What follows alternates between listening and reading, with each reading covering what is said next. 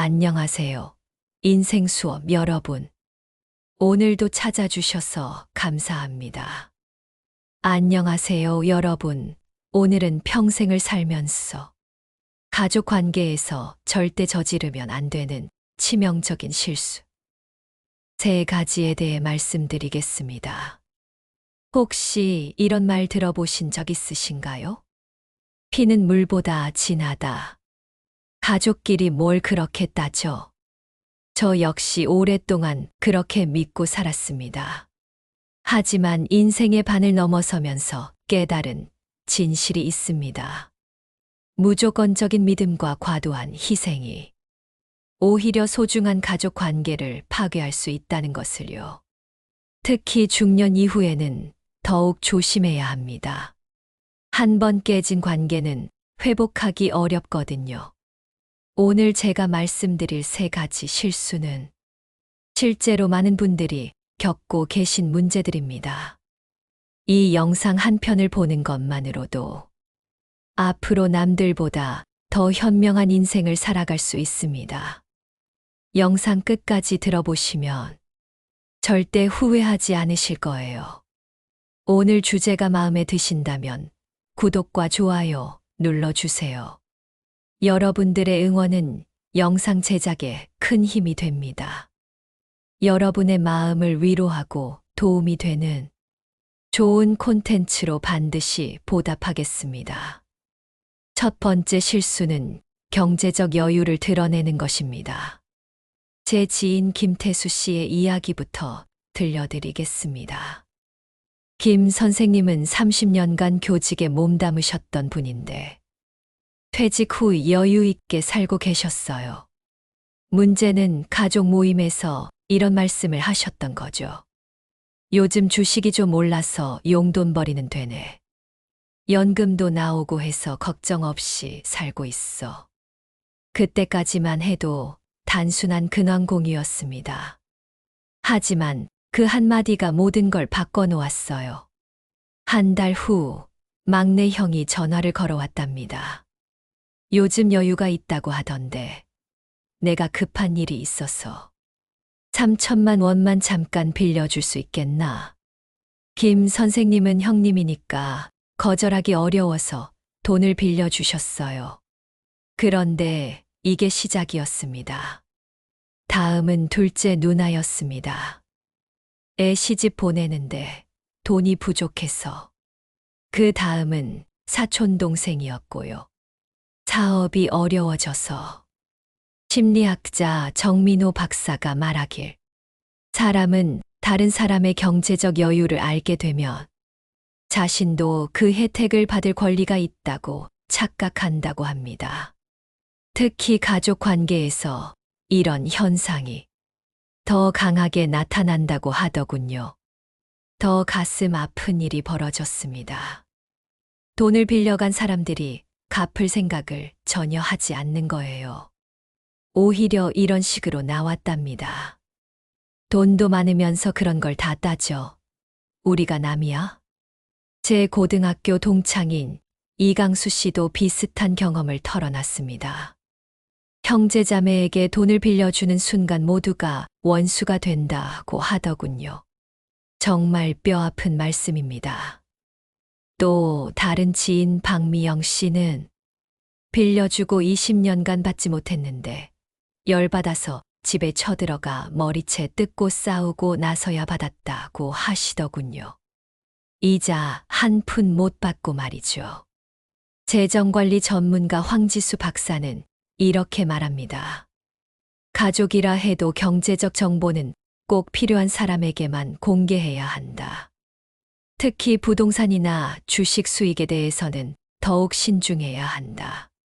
실제로 통계를 보면 가족 간 금전 분쟁의 80% 이상이 빌려준 돈을 돌려받지 못해서 발생한다고 합니다.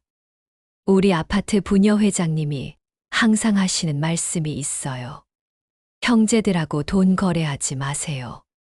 진짜 후회합니다. 도와주고 바보 됩니다.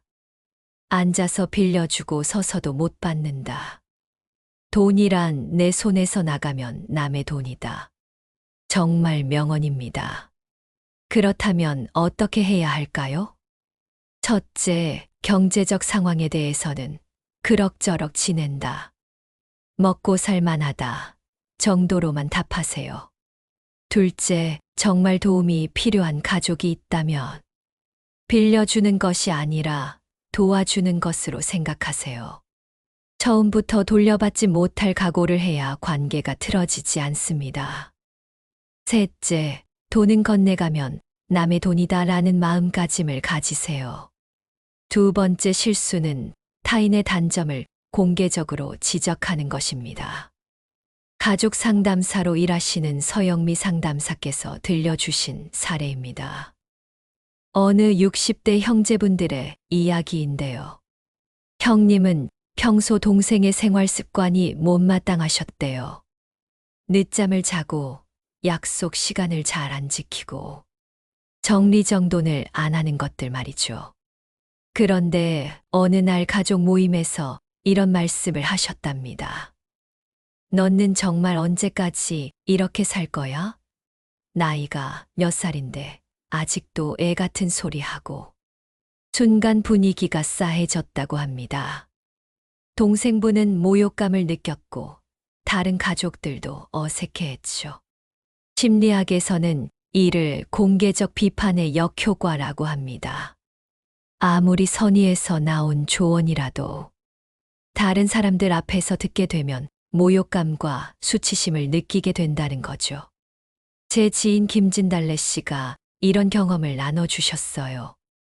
70 넘고 보니 이 세상에 내 형제밖에 없는 줄 알고 아낌없이 도와주고 배려했는데 내가 힘든 상황이 되니 언니들은 연락도 안 하고 동생은 누나를 무시하는 느낌을 받아 상처와 배신감을 느꼈다고 하시더군요. 중요한 건 이겁니다. 어릴 때는 형이 동생을, 언니가 동생을 가르칠 수 있었습니다. 하지만 성인이 되고 나서는 서로 독립된 인격체예요. 가족관계 전문가 안성민 교수가 공통적으로 하는 말이 있습니다. 성인 형제자매 관계에서 가장 중요한 것은 상호 존중이다. 혈연 관계라고 해서 상대방의 인격을 무시할 권리는 없다. 그렇다면 어떻게 대화해야 할까요? 첫째, 1대1로 조용히 이야기하세요. 다른 사람들 앞에서는 절대 지적하지 마세요. 둘째, 너는 왜 그러냐가 아니라 내가 걱정이 돼서로 시작하세요. 셋째, 한 번 말하고 상대가 받아들이지 않으면 더 이상 강요하지 마세요. 각자의 삶은 각자가 책임져야 하니까요. 세 번째 실수는 배우자의 사생활을 함부로 공유하는 것입니다. 결혼 상담사 김태현 박사께서 들려주신 실제 사례입니다. 한 남성분이 형제들과의 술자리에서 이런 이야기를 했다고 해요. 우리 마누라 친정이 좀 사는 편이라 애들 교육비는 걱정 없어 라고 말이죠. 그런데 그 말이 돌고 돌아서 시댁 식구들에게까지 전해졌답니다. 그 후로 명절 때마다 시댁에서 이런 소리를 들었다고 해요. 며느리 친정이 부자라면서 그럼 우리 집 빚도 좀 도와달라고 해봐. 부인은 남편을 원망했고 결국 그 부부는 이혼 위기까지 갔다고 합니다. 부부관계 전문가 노현숙 교수가 공통적으로 경고하는 것이 있습니다. 배우자의 가족 정보, 특히 경제적 상황에 대해서는 절대 함부로 말하지 말라는 것이죠. 왜냐하면 이런 정보들이 질투와 시기를 불러일으킬 수 있고 불필요한 기대감을 만들 수 있으며 배우자를 곤란한 상황에 빠뜨릴 수 있기 때문입니다. 실제로 제 대학 동기인 김명자 씨가 이렇게 말하더군요. 형제간의 지나친 자랑은 안 하는 게 좋아요. 어려운 형제는 겉으로는 잘 됐다 하면서도 질투 있을 수 있어요. 그렇다면 어떻게 해야 할까요? 첫째, 배우자의 가족 이야기는 배우자의 동의 없이 하지 마세요. 둘째, 특히 돈과 관련된 이야기는 더욱 조심하세요. 셋째, 만약 누군가 묻는다면 잘 모르겠다. 그냥 평범하게 지낸다. 정도로만 답하세요. 많은 지인들이 공감해 주신 내용이 있습니다. 바로 형제자매라도 지켜야 할 선이 있다는 것이죠. 제 이웃에 사시는 김희석 어르신은 이렇게 말씀하셨어요. 형제가 남만도 못해 힘들었는데 모르는 사람이라 생각하니 편하네요. 오늘 말씀드린 내용을 정리하면 첫째, 경제적 정보는 신중하게 관리하세요. 평생 공무원으로 근무하셨던 조현숙 님이 항상 하시는 말씀처럼 돈 거래는 가깝수록 하지 말아야 됩니다. 돈은 건네가면 내 돈이 아니므로 절대 못 받을 생각하고 주던가 섭섭하더라도 안 꿔주는 게 좋습니다. 둘째, 상대방의 단점을 공개적으로 지적하지 마세요. 자신에게는 엄격하고 타인에게는 관대하라는 말처럼 가족일수록 더 많은 이해와 포용이 필요합니다. 셋째, 배우자의 사생활은 철저히 보호하세요. 부부는 한 팀입니다. 서로를 지켜주지 않으면 누가 지켜주겠습니까? 우리 동네 한의원 원장님이신 황희석 선생님이 이런 깊은 말씀을 해주셨어요. 잘 사는 것도 내 복이요. 못 사는 것도 내 업이다. 정말 맞는 말씀입니다. 각자의 삶은 각자가 책임져야 합니다.